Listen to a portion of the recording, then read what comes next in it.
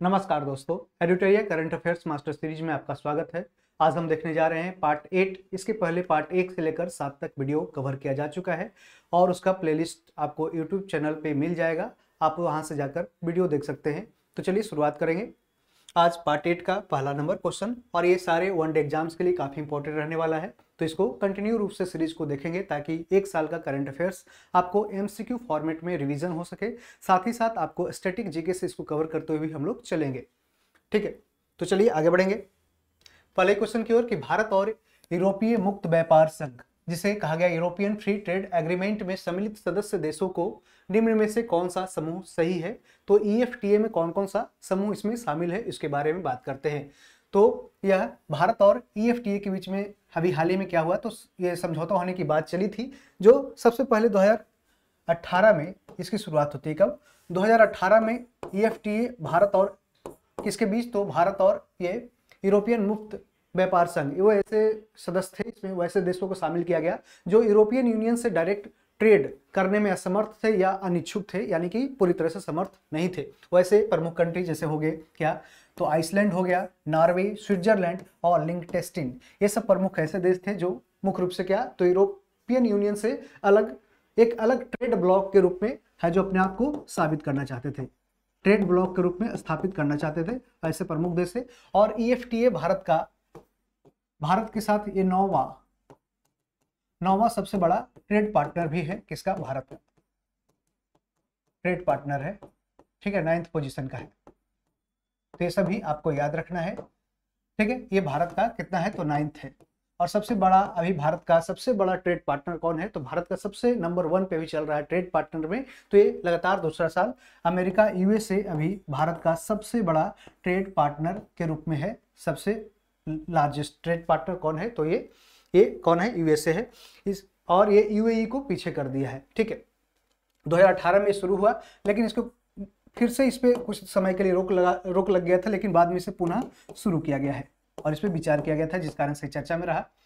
इसका full form क्या है, तो European free trade association, European free trade association. और ये मुख्य रूप से क्या, तो ये पेटा क्या, तो इसमें मुख्य रूप से क्या, तो इनके बारे में आप जानते होंगे।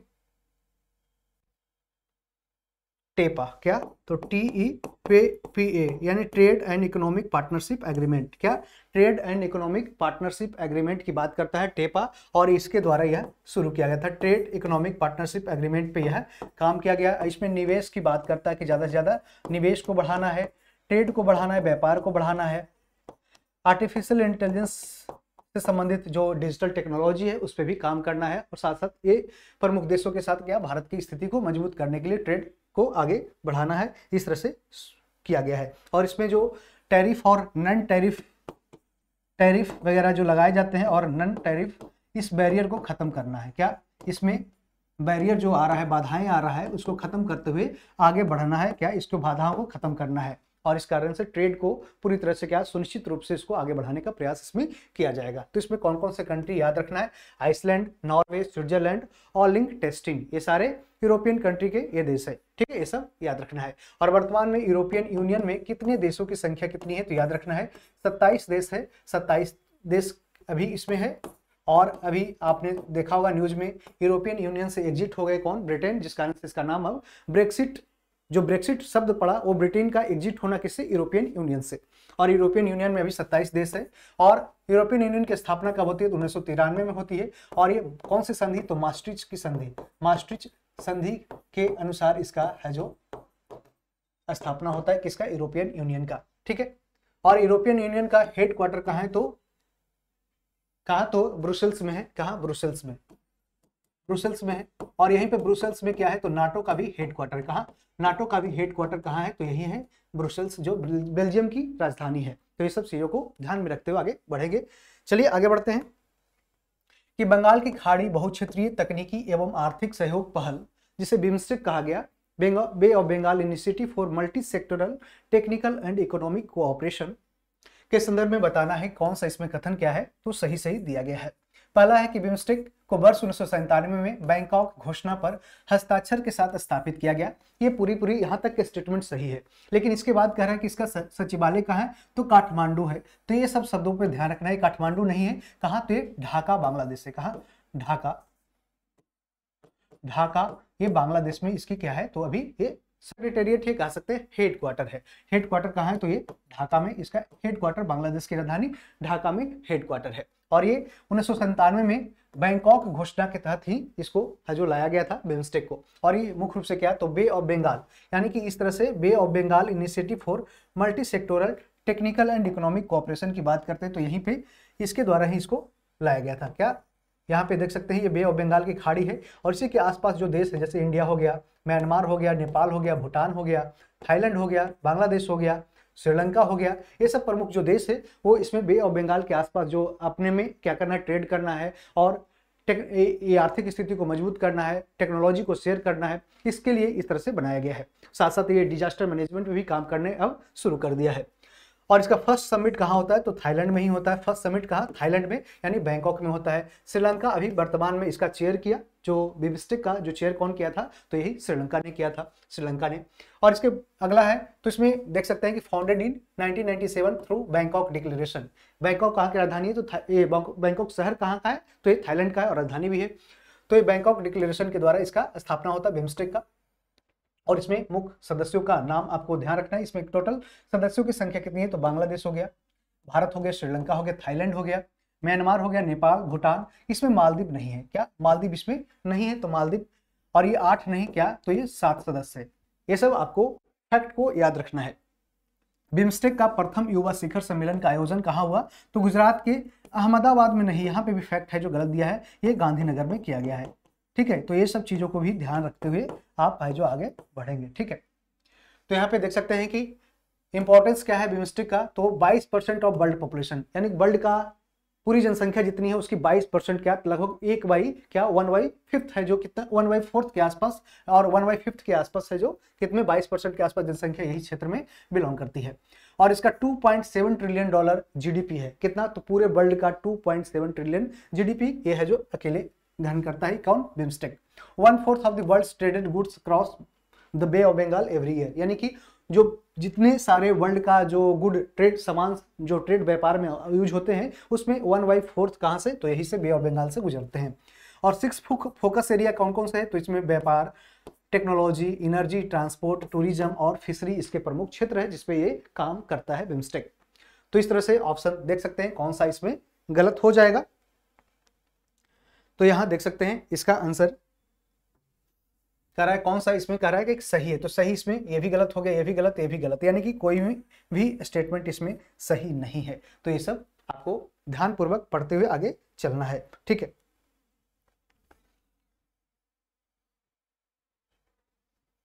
और इसमें जो बिम्स्टेक का प्रथम युवा शिखर सम्मेलन हुआ इसमें कौन कौन गए, तो युवा एंड कार्यक्रम जो युवा खेल मंत्रालय है, कौन है, मनसुख, ये किनके पास है, मनसुख मंडाविया, और गुजरात के मुख्यमंत्री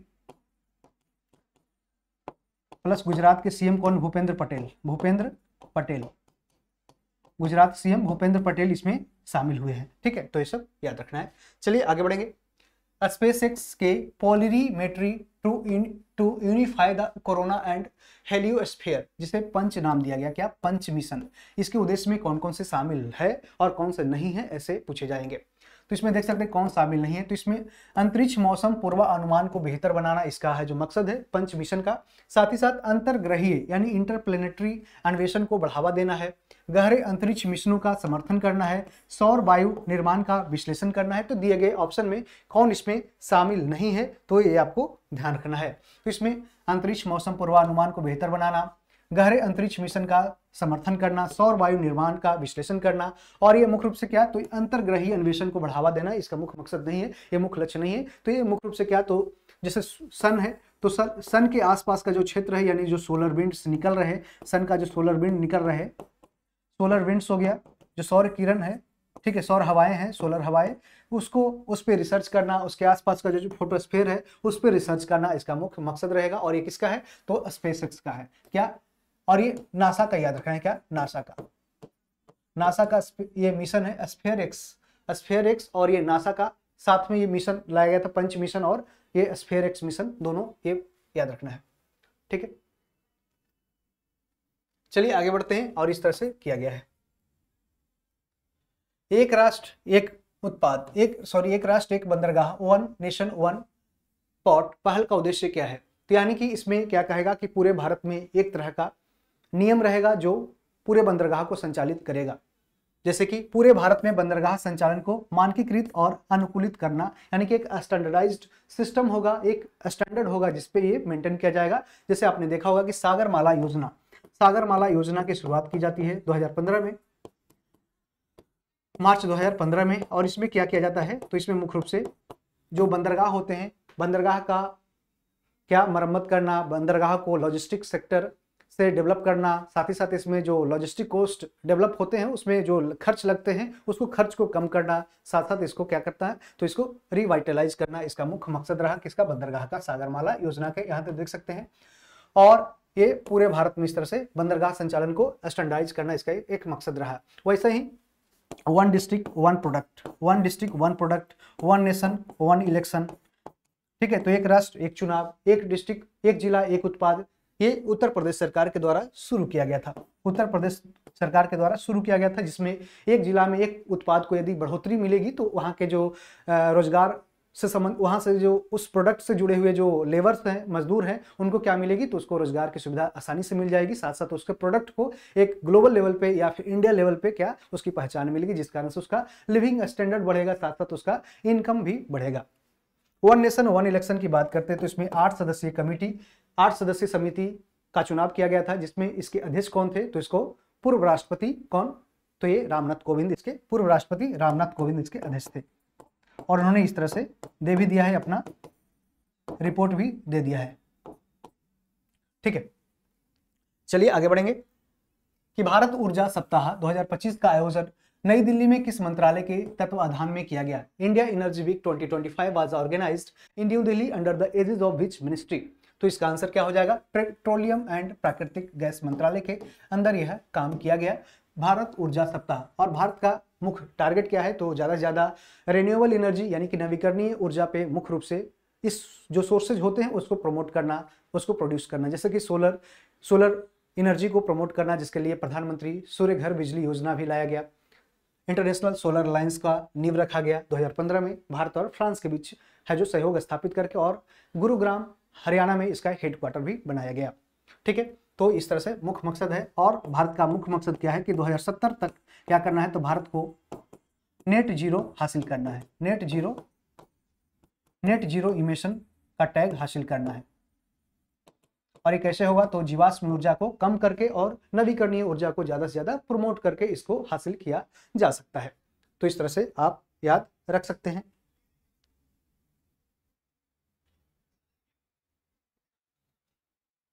चलिए, और जानते हैं कि भारत है जो पूरे विश्व में, भारत पूरे विश्व में थर्ड लार्जेस्ट है जो एनर्जी का कंज्यूमर है। Third largest, India is the third largest energy consumer, यानी ऊर्जा का खपत करने वाला है जो पूरे विश्व में है जो थर्ड लार्जेस्ट है, इंडिया। ठीक है, ठीक है, तो ये याद रखना है। तो ये सब आपको ध्यान रखते हुए आगे बढ़ना है।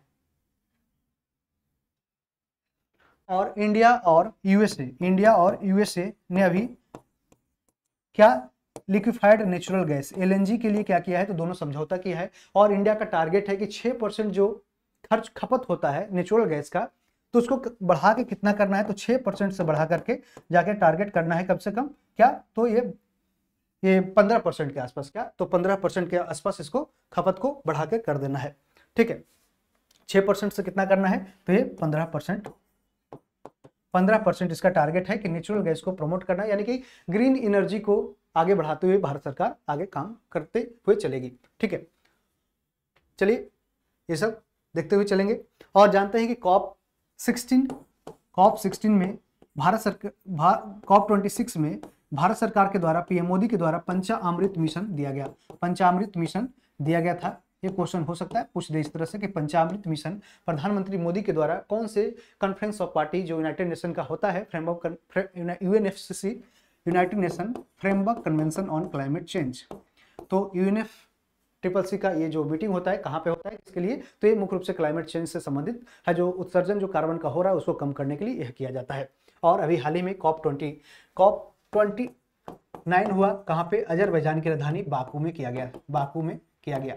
और COP30 कहाँ होने वाला है, तो ये क्वेश्चन काफी इंपॉर्टेंट है, तो बेलेम में, कहा बेलेम, और ये कहाँ है बेलम, ये ब्राजील में, कहाँ ब्राजील में, बेलम ब्राजील में ये COP30 होने जा रहा है। ठीक है, तो ये सब याद रखना है। चलिए आगे बढ़ेंगे कि भारतीय सेना के पूर्वी कमान फोर्ट विलियम से संबंधित कथनों पर विचार करना और बताना है कि इसमें कौन से कथन दिए गए सही है। तो हाल ही में इसका नाम बदलकर कर दिया गया विजयपुरम दुर्ग, तो ये विजयपुरम दुर्ग नहीं किया गया, क्या, तो इसका नाम विजय दुर्ग किया गया, क्या, विजय दुर्ग, क्या नाम विजय दुर्ग किया गया है, विजय दुर्ग। तो ये नाम में भी ध्यान रखना है। यह कोलकाता में हुगली नदी के पूर्वी तट पर स्थित है, तो जानते हैं कोलकाता में ये हुगली नदी के पूर्वी तट पर स्थित है, तो ये स्टेटमेंट है जो सही है। इसका नाम मूलतः इंग्लैंड के राजा विलियम द्वितीय नहीं विलियम तृतीय के नाम पर रखा गया था, ठीक है, के नाम पर रखा गया था। तो इस तरह से कूट की सहायता से कौन सा कथन सही है, तो देख सकते हैं 1 गलत और 3 भी गलत हो जाएगा, यानी कि ऑप्शन 2 बी ऑप्शन सही हो जाएगा। तो जानते हैं कि पहले क्या था, 3 शहर था कोलकाता के आसपास, जिसे कलिकाता कहा गया, क्या, इसका नाम था कलिकाता, कलिकाता, गोविंदपुर, सुतनौती, सुतानती, इस तरह से नाम था।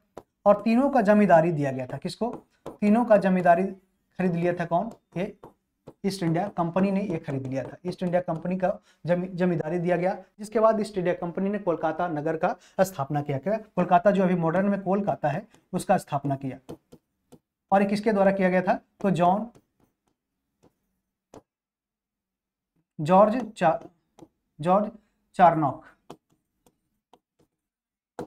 चार्नॉक के द्वारा यह किया गया था, कोलकाता शहर का स्थापना, कोलकाता शहर का स्थापना किया गया था। ठीक है, और 1781 में फोर्ट विलियम की स्थापना किंग विलियम थर्ड के नाम पे कब किया गया था, तो किंग विलियम थर्ड के नाम पे 1781 में इसकी स्थापना की जाती है। और 1799 में मुख्य रूप से क्या, लॉर्ड वेलेस्ली के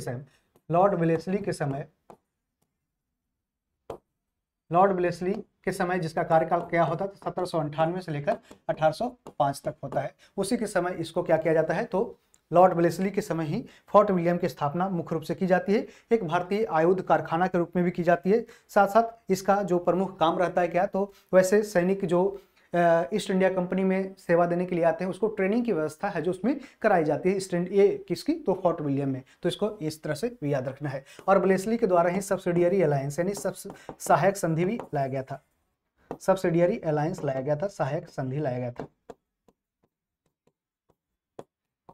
सहायक संधि की बाद में हम चर्चा करेंगे। चलिए, तो यहाँ पे आंसर क्या हो जाएगा, ऑप्शन बी करेक्ट हो जाएगा। हाल ही में गुजरात सरकार के द्वारा मगरमच्छों की जनसंख्या की जनगणना की गई, इसमें कौन मगरमच्छों का मुख्य निवास स्थान नहीं है, कहाँ पे मगरमच्छ नहीं रहते हैं, तो आपको बता दें कि गुजरात के ये विश्वामित्री नदी है, जो कहाँ से, तो गुजरात के बड़ोदरा शहर है वहां से यह गुजरती है, बड़ोदरा शहर से गुजरती है। और वहीं पे बड़ोदरा नगर निगम ने ऐसा वहां पे बाढ़ संबंधित ये बड़ोदरा नगर निगम ने क्या, तो बाढ़ आने से वहां पे जो गाद वाद जम गया उसको बाढ़ आने से पहले क्या, तो साफ सफाई कर रहा था, नदी का साफ सफाई कर रहा था, जिसका नाम ये विश्वामित्री नदी है वहां। तो इस तरह से वहां पे मगरमच्छों का जो संख्या है वो अधिक है, और उसके बारे में उसको काउंट करना भी शुरू कर दिया। तो काउंट करने से पता चलता है कि उसकी संख्या लगभग कितनी है, तो यहाँ 1400 के आसपास है, क्या, तो 1400 के मगरमच्छ के आसपास है। और भारत में टोटल कितना है, तो भारत में टोटल 5000 के आसपास क्या है, तो मगरमच्छों की संख्या है। वैसे मगरमच्छ यदि जो देखें तो कहाँ कहाँ पाए जाते हैं, क्रोकोडाइल,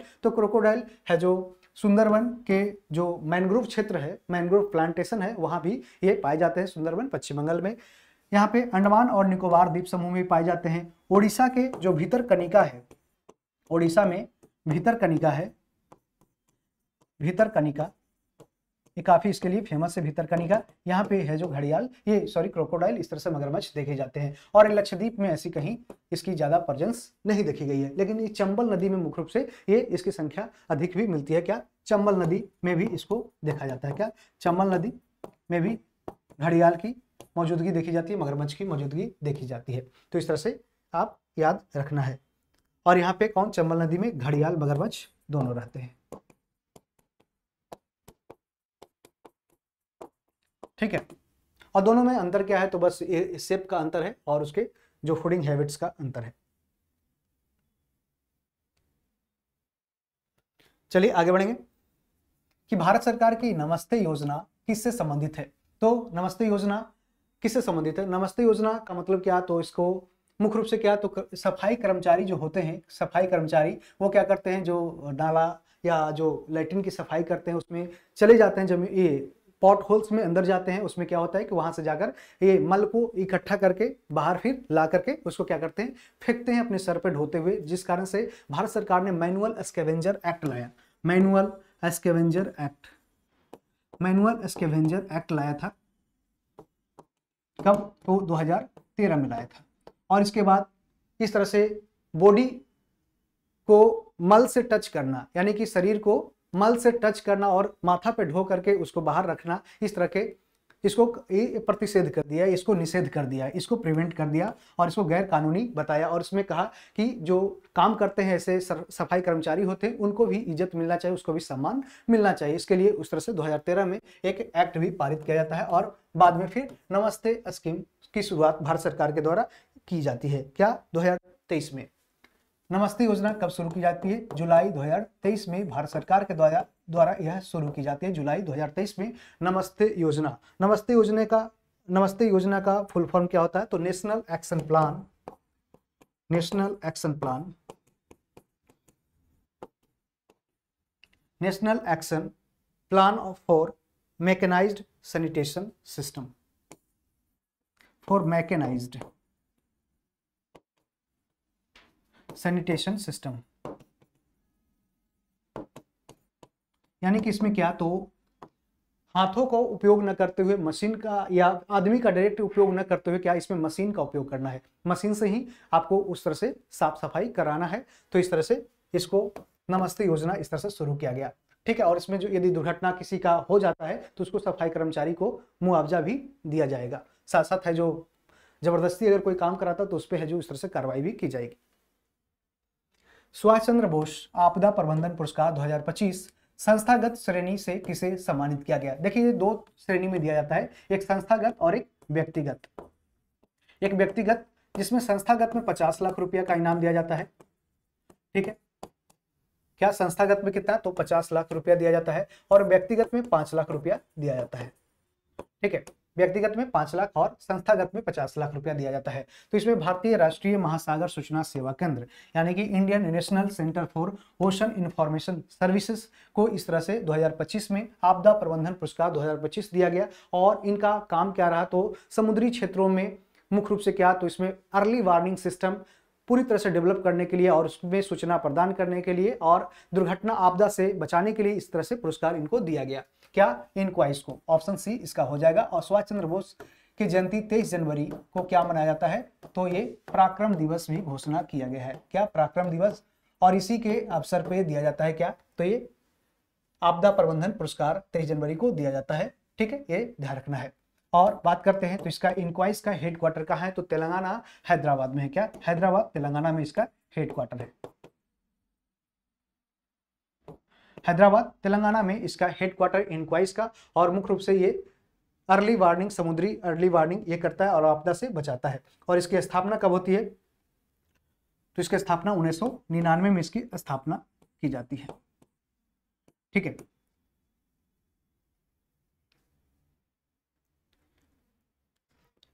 और ये बात करते हैं तो ये किसके अंदर में काम करता है, तो पृथ्वी विज्ञान मंत्रालय यानी कि मिनिस्ट्री ऑफ अर्थ साइंसेस के अंदर काम करता है, पृथ्वी विज्ञान मंत्रालय। ठीक है, मिनिस्ट्री ऑफ अर्थ साइंसेस। और इसके मंत्री कौन है वर्तमान में, तो इसको डॉक्टर जितेंद्र सिंह, डॉक्टर जितेंद्र सिंह इसके मंत्री हैं। ठीक है, डॉक्टर जितेंद्र सिंह इसके वर्तमान में मंत्री हैं। चलिए, तो ये सब आपको ध्यान रखना है। और बात करते हैं तो इसके बारे में, तो इनक्वाइस को कहा गया है यूनेस्को के द्वारा यहां तक कहा गया है कि शीर्ष सुनामी प्रदाता है, शीर्ष सुनामी सूचना प्रदाता, यानी कि सबसे सटीक और सबसे अच्छी तरह से सूचना सुनामी या फिर अर्ली वार्निंग सिस्टम अच्छी तरह से देने में यह जो क्या तो सफल है। चलिए आगे बढ़ेंगे। ऑपरेशन राइजिंग लायन किसके द्वारा शुरू किया गया है? अभी हाल ही में न्यूज में रहा, आपने देखा कि ऑपरेशन राइजिंग लायन, जिसके तहत क्या तो ईरान पर हमला किया जाता है इजराइल के द्वारा। और इसमें इजराइल के द्वारा क्या तो मुख्य रूप से उसके जो न्यूक्लियर साइट्स जहां पे ऐसा कहा गया कि वहां ईरान के द्वारा न्यूक्लियर वेपन्स का है जो क्या फॉर्मेशन या उसका प्रोडक्शन किया जा रहा है, जिस कारण से उस पर हमला किया गया था। और इसके पहले ईरान और अमेरिका के बीच में यह है जो संधि भी हुई थी कि इसमें ईरान ने बार बार कहा कि हमने है जो कोई भी न्यूक्लियर वेपन्स नहीं बना रहे, लेकिन इजराइल ने यूएसए के सपोर्ट से क्या किया, वहां पे हमला भी किया। ठीक है, वो नहीं चाहता कि उस मिडिल ईस्ट में क्या करे तो कोई कंट्री है जो न्यूक्लियर डेवलप्ड हो। ठीक है, इस कारण से हमला किया। इसके जवाब में क्या किया तो operation true promise 3, operation true promise 3 launch किया गया। ऑपरेशन ट्रू प्रॉमिस 3 को लॉन्च किया गया किसके द्वारा तो ईरान के द्वारा। और इजराइल के प्रमुख शहरों पे क्या किया हमला किया गया था। ठीक है, हमला किया गया, काफी शहर को तबाह भी किया गया और एक दूसरे अब है जो क्या तो युद्ध को अभी कुछ समय के लिए स्थगित कर दिया गया है। ठीक, तो इस तरह से देख सकते हैं ऑपरेशन राइजिंग लायन। और इसी के दोनों के बीच में संघर्ष में जो भारतीय नागरिक इजराइल और ईरान दोनों में फंसे हुए थे, तो पहले भारत सरकार ने क्या किया तो नागरिकों को निकालने के लिए है जो ऑपरेशन सिंधु चलाया। क्या ऑपरेशन सिंधु चलाता है। ऑपरेशन सिंधु के तहत पहले ईरान से नागरिकों को, भारतीय नागरिकों को निकालता है, किसके थ्रू आर्मेनिया के थ्रू निकालता है। आर्मेनिया के थ्रू निकालता है, क्वेश्चन ये पूछ सकता है, आर्मेनिया के थ्रू है जो बाहर निकालता है, आर्मेनिया के थ्रू। और इसके बाद है जो इजराइल को भी, इजराइल के नागरिकों, इजराइल में रह रहे भारतीय नागरिकों को भी निकालने की कोशिश करता है। साथ साथ ये नेपाल भी रिक्वेस्ट करता है कि हमारे भी नेपाली नागरिक को वहां से बचाएं। तो इस कारण से भारत उसके भी है जो नागरिकों को भारत लाता है। इस तरह से अपना नेबरहुड फर्स्ट पॉलिसी को भी भारत सरकार है जो आगे बढ़ाने का प्रयास करता है, उसको दिखाता है। चलिए कि कार्ड टोकेनाइजेशन संबंधित किससे है। तो कार्ड टोकेनाइजेशन का मतलब क्या है कि आप है जो जाते हैं शॉपिंग मॉल में, तो उसमें क्या करते हैं कार्ड दे करके स्वैप करते हैं और साथ में आपका क्या होता है तो उसमें ट्रांजैक्शन हो जाता है। तो डिजिटल ट्रांजैक्शन, उसमें आपका कार्ड नंबर न चला जाए, उसमें 3 तरह की का रोक लगाया जाता है। क्या कार्ड नंबर जो आपका बैंक कार्ड नंबर है, एटीएम कार्ड नंबर, क्रेडिट या डेबिट कार्ड नंबर हो, क्रेडिट कार्ड नंबर हो गया। ठीक है, और साथ साथ उसका एक्सपायरी डेट आपने देखा होगा, एक्सपायरी डेट इसमें रहता है, एक्सपायरी डेट जिसको शॉपिंग के टाइम पे मांगा जाता है, एक्सपायरी डेट हो गया। सीवीवी, जो सीवीवी कोड होता है जो 3 या 4 डिजिट का कोड होता है, मुख्य रूप से 3 या 4 डिजिट का कोड होता है जो क्या तो ये कार्ड के पीछे रहता है, 3 या 4 का ये डिजिट का कोड होता है। ठीक है, ये कार्ड के पीछे, और डेबिट और क्रेडिट कार्ड में दोनों में यह होता है। ठीक है, तो इसी को है जो इसी को क्या करना है टोकन में कन्वर्ट कर देना है। क्या जैसे ही आप शॉपिंग करेंगे, स्वैप करेंगे, तो इसको ये कार्ड नंबर नहीं जाएगा, ना एक्सपायरी डेट जाएगा, ना सीवीवी जाएगा, क्या जाएगा तो एक टोकन सिस्टम ऑटोमेटिक जनरेट हो जाएगा। क्या टोकन सिस्टम ऑटोमेटिक जनरेट हो जाएगा, जिस कारण से क्या तो इस तरह से फ्रॉडबाज आपका फ्रॉड नहीं हो जाएगा, यानी डिजिटल फ्रॉड से आप बच जाएंगे। इस कारण से सरकार ने इस तरह से काम किया है। और इसमें उस कंपनी के द्वारा यदि कुछ क्या किया जाए तो उस कंपनी के द्वारा यदि कोई शॉपिंग होता है तो उसका डिजिटल सर्वर में इस तरह के डाटा इकट्ठा करने का अलाउ नहीं है। तो इस तरह से क्या तो इस डिजिटल भुगतान से संबंधित है। वहीं किसान क्रेडिट कार्ड की बात हमने पिछले वीडियो में भी किया था। इसको 1998 में भारत सरकार में उस समय प्रधानमंत्री थे कौन, अटल बिहारी वाजपेयी के समय यह लॉन्च किया गया था 1998 में। और ये नाबार्ड के द्वारा पोषित किया गया था, और ये एग्रीकल्चरल लोन्स जो किसानों को कम सस्ते दर पे दिया जाने लगा था। ठीक है, ताकि वो अपना प्रोडक्ट इस तरह से निकाल सके। ठीक है, तो इस तरह से कार्ड, क्रेडिट कार्ड इस तरह से देख सकते हैं। कहीं कहीं हो सकता है क्वेश्चन आपको ये भी पूछ दे कि सीवीवी का फुल फॉर्म क्या होता है। तो कार्ड वेरिफिकेशन वैल्यू इसका फुल फॉर्म होता है, और ये काफ़ी इंपॉर्टेंट होता है। कभी भी आप है जो साइबर कोई भी क्रिमिनल आपसे पूछेगा कि आपका पीछे का 3 अंक का कोड क्या है, तो आप इसको नहीं बताइएगा, क्योंकि आपके साथ फिर वहीं से आपका डिजिटल फ्रॉड हो जाएगा। और बैंकिंग या स्कैम वाले यही काम करते हैं।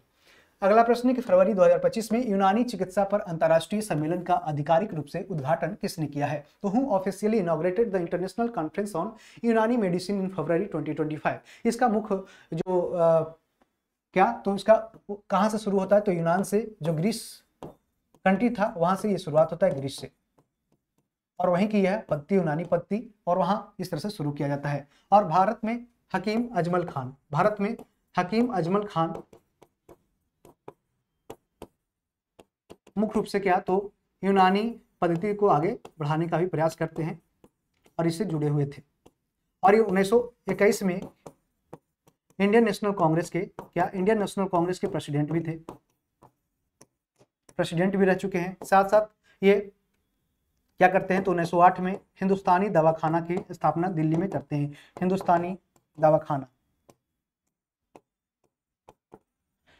दवाखाना का भी है जो ये शुरुआत करते हैं 1908 में। कहा? दिल्ली में करते हैं। दिल्ली में कब? ये 1905 में। 1905 में हिंदुस्तानी दवाखाना का स्थापना करते हैं, हिंदुस्तानी दवाखाना का। और आपको याद रखना है केंद्रीय यूनानी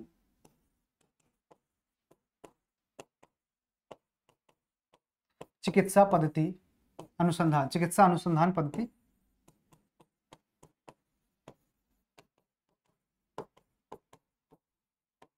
की स्थापना कहाँ होती है? तो दिल्ली में इसकी स्थापना होती है। कहाँ? दिल्ली में इसकी स्थापना हो जाती है। कब? 1978 में। कब? 1978 में इसकी स्थापना होती है। और बात करते हैं तो यूनान में कब? तो 460 BC यानी बिफोर क्राइस्ट में इसका जो शुरू होता है। और किसके द्वारा? तो हिप्पोक्रेटस। और हिप्पोक्रेटस को कहा जाता क्या? Father of medicine. इसमें यूनानी में फादर ऑफ मेडिसिन यानी फादर ऑफ क्या? तो चिकित्सा के जनक कहे जाते हैं। क्या? तो फादर ऑफ मेडिसिन यानी चिकित्सा के जनक।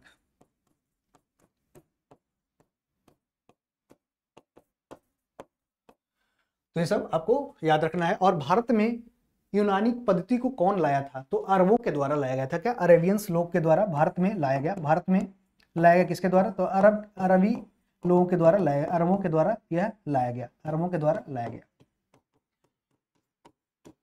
और ये किसके अंदर में काम करता है? तो आयुष मंत्रालय के अंदर काम करता है। क्या? आयुष मंत्रालय के अधीन काम करता है। ठीक है, तो इसका आंसर क्या? राष्ट्रपति हो जाएगा। राष्ट्रपति यहाँ देख सकते हैं कि यूनानी चिकित्सा पर अंतर्राष्ट्रीय सम्मेलन का आधिकारिक रूप से उद्घाटन किसके द्वारा किया गया? तो राष्ट्रपति के द्वारा किया गया। ये सब चीजों को याद रखना है। और इसमें मुख्य रूप से कहाँ किया गया? तो ये भी ध्यान रखना है। कहाँ? नई दिल्ली में।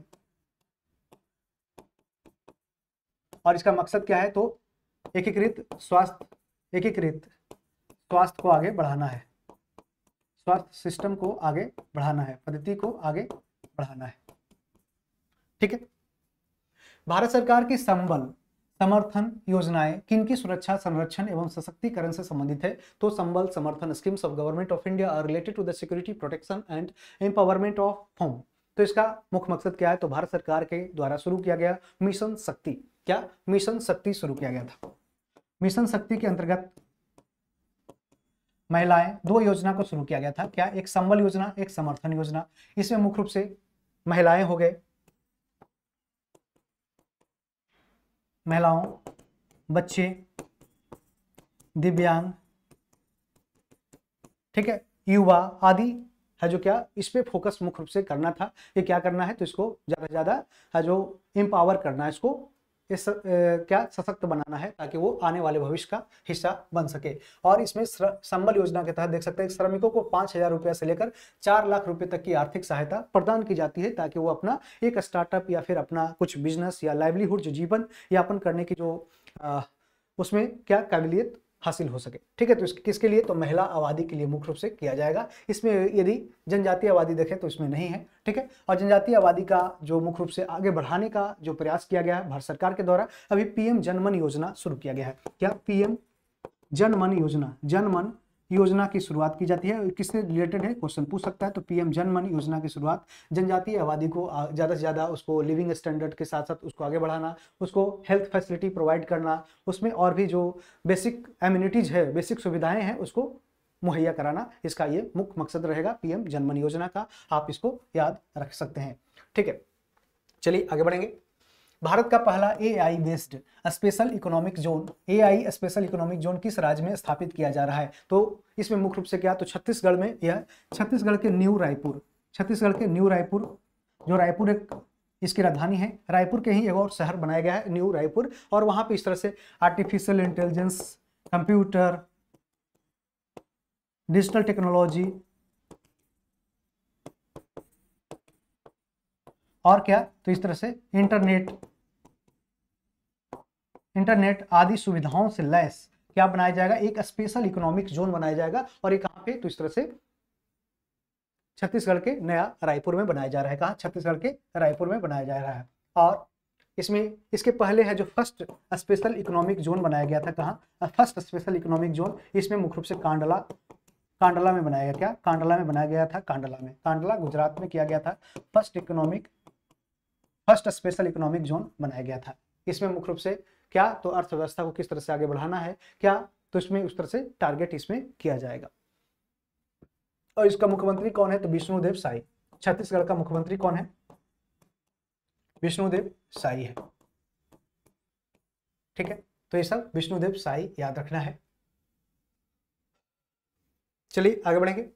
2026 में एशियन वेट लिफ्टिंग चैंपियनशिप का आयोजन कहाँ किया जाएगा? देखिए, शुरुआत में एशियन वेट लिफ्टिंग जो सम्मेलन है उसका शुरुआत किया गया था कहाँ, सोचा गया था कि कहाँ, गांधीनगर में किया जाए, लेकिन गांधीनगर से ट्रांसफर करके फिर अहमदाबाद किया गया, क्योंकि अहमदाबाद एज ए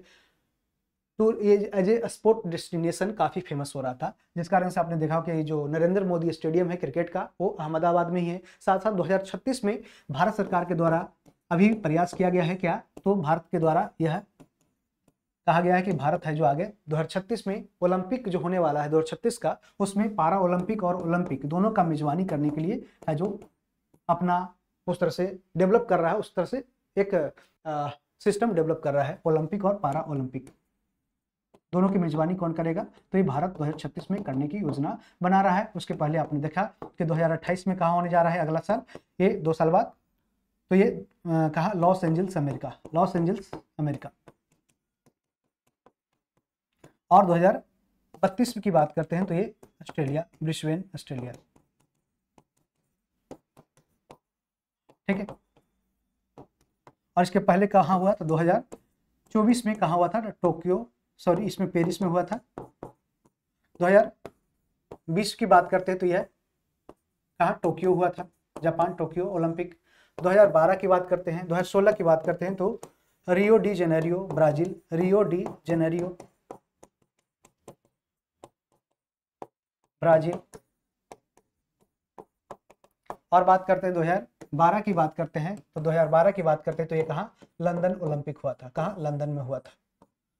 ठीक है, तो इस तरह से ध्यान रखना है। चलिए, तो इसका आंसर ऑप्शन बी करेक्ट हो जाएगा। और साथ साथ एशियन वेट लिफ्टिंग चैंपियनशिप के बारे में बता दें तो इसकी ये भारत में दूसरी बार होने वाला है। क्या, दूसरी बार होने जा रहा है। इसके पहले भारत के द्वारा एक बार और किया जा चुका है, एक बार और भारत के द्वारा किया जा चुका है।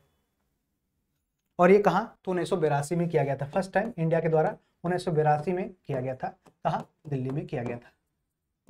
ठीक है, दिल्ली में किया गया था। और सबसे पहली बार इसका कहाँ होता है, तो 1957 में पहली बार इसका है जो होता है। कब, 1957 में, कहाँ, तो ईरान की राजधानी तेहरान में किया जाता है। कहाँ, तेहरान में पहली बार फर्स्ट हुआ था, फर्स्ट टाइम ये किया गया था। ठीक है, एशिया वेट लिफ्टिंग चैंपियनशिप। और इसमें टोटल सदस्यों की संख्या कितनी है, टोटल सदस्य क्या है, तो 45 कंट्री है जो एशिया महाद्वीप के हैं। कहाँ, एशिया महाद्वीप के 45 कंट्री इसमें शामिल है। क्या, एशियन वेट लिफ्टिंग चैंपियनशिप, इस तरह से इमेज देख सकते हैं। ठीक है, और भारत को कितने सालों बाद, तो देख सकते हैं लगभग क्या, तो 84 साल, मुख्य रूप से क्या, तो 82, 80, 20, 20, 40, हाँ, लगभग 44 साल बाद है जो भारत को मेजबानी मिली है, तो काफी इंपॉर्टेंट हो जाता है। ठीक, तो इस तरह से याद रख सकते हैं।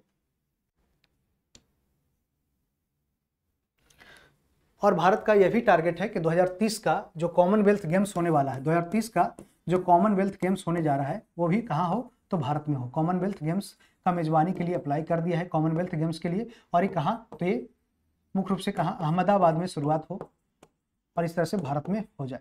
ठीक है, तो ये भारत को अहमदाबाद में इस तरह से कॉमनवेल्थ गेम्स, साथ साथ ये 2036 का क्या करना है, तो ओलंपिक भी भारत में हो जाए। इसकी प्रमुख दो चीज को याद रखना है, 2030 में कॉमनवेल्थ गेम्स और 2036 में क्या करना है, तो ये ओलंपिक। हर साल विश्व तंबाकू निषेध दिवस कब मनाया जाता है, तो विश्व तंबाकू निषेध दिवस 31 मई को मनाया जाता है, विश्व तंबाकू निषेध दिवस। इसमें जानते हैं कि इसमें लगभग हर एक साल 70 लाख से अधिक लोग मर रहे हैं। क्या, तो 70 लाख से अधिक लोग हर एक साल तंबाकू डायरेक्टली या इनडायरेक्टली रूप से कंज्यूम कर रहे हैं, जिस कारण से इसकी मौत हो रही है। और भारत में बता दें कि सबसे ज़्यादा जो तंबाकू की खेती की जाती है वो कहाँ की जाती है, तो राजमुंदरी जो गुंटूर के आसपास है आंध्र प्रदेश में, वो राजमुंदरी है जो मुख्य रूप से फेमस है किसके लिए, ये तंबाकू का प्रोडक्शन के लिए, कहाँ, आंध्र प्रदेश। और सबसे ज़्यादा प्रोडक्शन में आंध्र प्रदेश है जो पहले स्थान पे तंबाकू का है। तो इस तरह से 70 लाख से अधिक ने है जिससे मृत्यु हो रहा है। ये WHO का रिपोर्ट है कि हर एक साल WHO ने बताया कि 70 लाख से अधिक इसकी मृत्यु होती जा रही है। ठीक है, और बात करते हैं WHO के द्वारा कब से शुरू किया गया था विश्व तंबाकू निषेध दिवस मनाना, तो 1987 से शुरू किया गया था। वहीं 5 जून की बात करते हैं तो 5 जून की बात करते हैं तो वर्ल्ड इन्वायरमेंट डे मनाया गया 5 जून को, अभी हाल ही में। और इसका थीम क्या रखा गया, थीम क्वेश्चन पूछ देता है कि थीम क्या रखा गया, तो बीट प्लास्टिक पोल्यूशन। क्या, बीट प्लास्टिक पोल्यूशन, यानी क्या, तो प्लास्टिक पोल्यूशन को कम करना इसका मुख्य मकसद रहा, यानी कि प्लास्टिक जो कचरे होते हैं, प्लास्टिक कचरे से जो पोल्यूशन होते हैं उसको कम करना है। ठीक है, 1 जुलाई की बात करते हैं तो 1 जुलाई को अभी हाल ही में कल परसों क्या मनाया गया, तो ये डॉक्टर्स डे मनाया गया। क्या, डॉक्टर डे मनाया गया, डॉक्टर्स डे मनाया गया। और एक इनके खुशी में, तो एक इनके सम्मान में, तो विधान चंद्र राय के जन्मदिन के अवसर पर इस तरह से बनाया गया। क्या, तो डॉक्टर्स डे मनाया गया। वहीं 10 अप्रैल की बात करते हैं तो विश्व होम्योपैथी दिवस मनाया जाता है। विश्व होम्योपैथी दिवस मनाया जाता है। और इसके आविष्कारक कौन है, तो हैनीमैन है। क्या, हैनीमैन है, हैनीमैन। और ये राष्ट्रीय भाई बहन दिवस भी मनाया जाता है। क्या, 10 अप्रैल को राष्ट्रीय भाई बहन दिवस भी मनाया जाता है। रक्षाबंधन अलग है, ये राष्ट्रीय भाई बहन दिवस अलग है। और राष्ट्रीय सुरक्षा दिवस भी कह सकते हैं कि राष्ट्रीय सुरक्षा दिवस भी 10 अप्रैल को मनाया जाता है।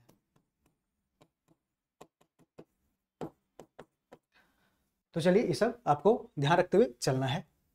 अगला है कि ब्राजील में आयोजित होने वाले 11वें ब्रिक्स संसदीय फोरम में भारतीय संसदीय प्रतिनिधि मंडल का नेतृत्व कौन प्रदान करेंगे, तो कौन करेंगे, तो ये भारत के जो वर्तमान में लोकसभा के स्पीकर हैं, 18वें लोकसभा के स्पीकर कौन है, तो ये लगातार दूसरी बार बने हैं, ओम बिरला है। ओम बिरला कहाँ के सांसद है, तो राजस्थान के कोटा से, ये बीजेपी से सांसद है। कहाँ, राजस्थान के कोटा से बीजेपी के सांसद है, तो आपने देखा होगा। तो ये कहाँ जा रहे हैं, तो अभी ये ब्राजील गए, ब्राजील के शहर ब्रासिलिया में गए, वहाँ पे 11वां ब्रिक्स संसदीय फोरम आयोजित हो रहा है। इसमें अलग अलग देशों के, जो जानते हैं कि इसमें ब्रिक्स में कितने देश है, तो टोटल ब्रिक्स में देशों की संख्या कितनी है, तो 10 है। 10 कौन कौन है, तो पहले Brazil, Russia, India, China, south Africa, साथ साथ इजिप्ट हो गया, यानी कि मिस्र हो गया, फिर इथोपिया हो गया, और इजिप्ट, इथोपिया, यूएई, फिर ईरान हो गया, और एक 5वां कौन है, तो अभी हाल ही में 2025 में जुड़ा है इंडोनेशिया। और ये इंडोनेशिया क्या है, तो ये 10th मेंबर है, 10th मेंबर है। ठीक है, तो ध्यान रखना है, 10th मेंबर है।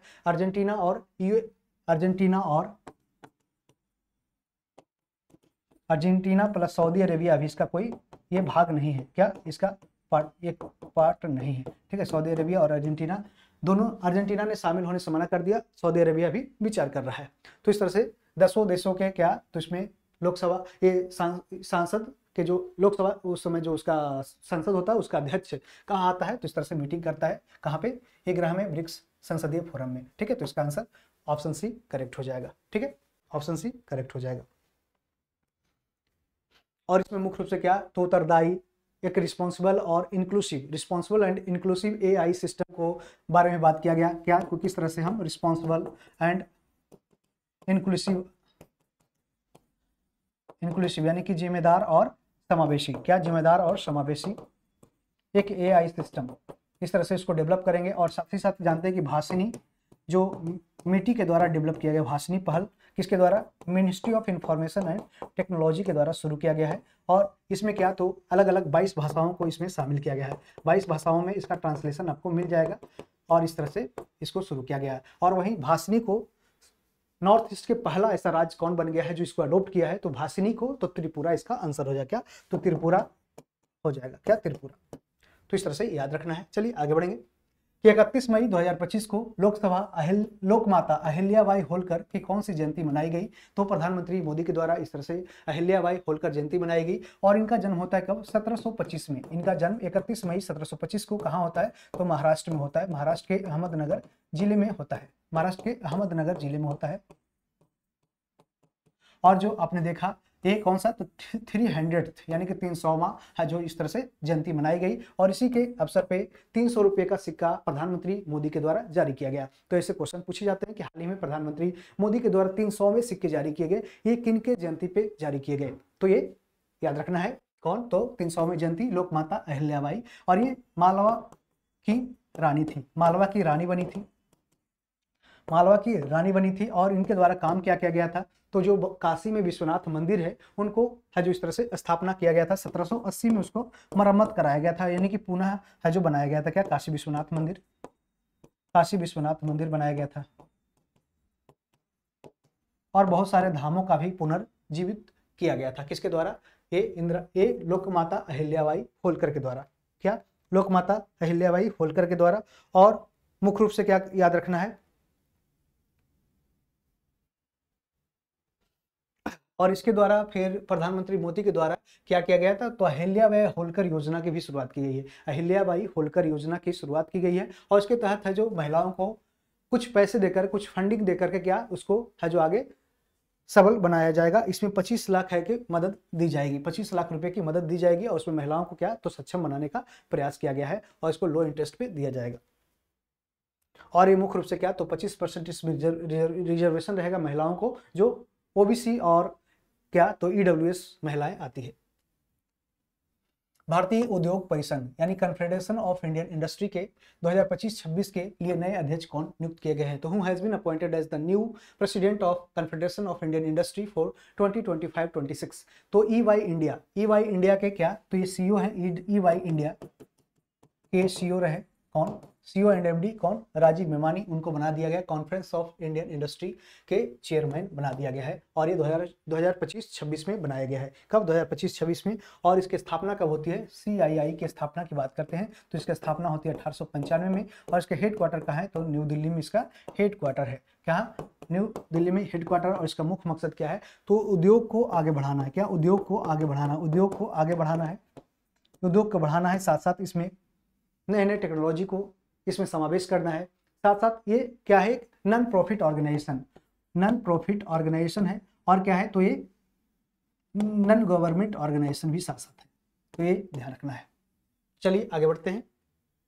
कौन सा देश दुश्मन ड्रोन को लेजर हथियार से मार गिराने वाला पहला देश बन गया है, यानी कि कोई ड्रोन जा रहा है, देख सकते हैं इमेज में किस तरह से एक ड्रोन हमला कर रहा है, तो ड्रोन को लेजर लाइट से उसको इस तरह से टारगेट किया गया कि ज़्यादा से ज़्यादा टेम्परेचर हुआ, जिस कारण से बीम से टेम्परेचर निकला और उसको फिर ड्रोन को खत्म कर दिया। तो ऐसा करने वाला सबसे विश्व का पहला देश बन गया है कौन, इजराइल बन गया है। और ये कब किया, तो इजराइल और गाजा के जो युद्ध चल रहा था उसी के समय यह इजराइल के द्वारा युद्ध में इस्तेमाल किया गया था, ठीक है। और लेजर की बात करते हैं तो लेजर क्या होता है, तो इस तरह से देखे होंगे आपने ऑर्केस्ट्रा वगैरह में डांस देखे होंगे, तो उसमें क्या होता है, जो लेजर लाइट मारता है डांसर पे, तो वही है जो लेजर लाइट होता है, जो लाल रंग का होता है। जो लाल रंग का लेजर का लाइट सबसे दूर जाता है, क्योंकि इसका वेवलेंथ क्या होता है, तरंगदैर्घ्य क्या होता है, हाई होता है। वेवलेंथ सबसे ज्यादा अधिक किसका होता है, तो रेड का होता है। आपने विबग्योर देखा होगा, विबग्योर, तो रेड का क्या सबसे ज्यादा वेवलेंथ हाई, इसका फ्रीक्वेंसी, जिसका फ्रीक्वेंसी वायलेट का सबसे ज्यादा, यानी ये फ्रीक्वेंसी सबसे ज्यादा इसका, और वेवलेंथ सबसे कम, वेवलेंथ कम, यानी उल्टा होता है। जानते हैं कि वेवलेंथ क्या होता है, वेवलेंथ यानी तरंगदैर्घ्य क्या होता है, ये 1 फ्रीक्वेंसी, यानी इसका अपोजिट होता है, इनवर्सली प्रोपोर्शनल होता है, व्युत्क्रमानुपाती होता है। तो इस तरह से आप देख सकते हैं। तो इसका आंसर ऑप्शन ए करेक्ट हो जाएगा। तो चलिए फ्रेंड्स, अब यहीं पे समाप्त करते हैं और इस तरह से पार्ट 8 का समाप्ति हो गया। तो अभी तक कैसा वीडियो का सेशन चल रहा है, उम्मीद करेंगे कि यह वीडियो काफ़ी आपको रिवीजन में काफ़ी मदद दे रही होगी, और साथ साथ इसको स्टैटिक पोर्शन से जो कवर करते हुए चल रहे हैं, कौन सा ऑर्गेनाइजेशन कहाँ है, इसका हेडक्वार्टर कहाँ है, तो ये सब काफ़ी आपको है जो पसंद आ रहा होगा।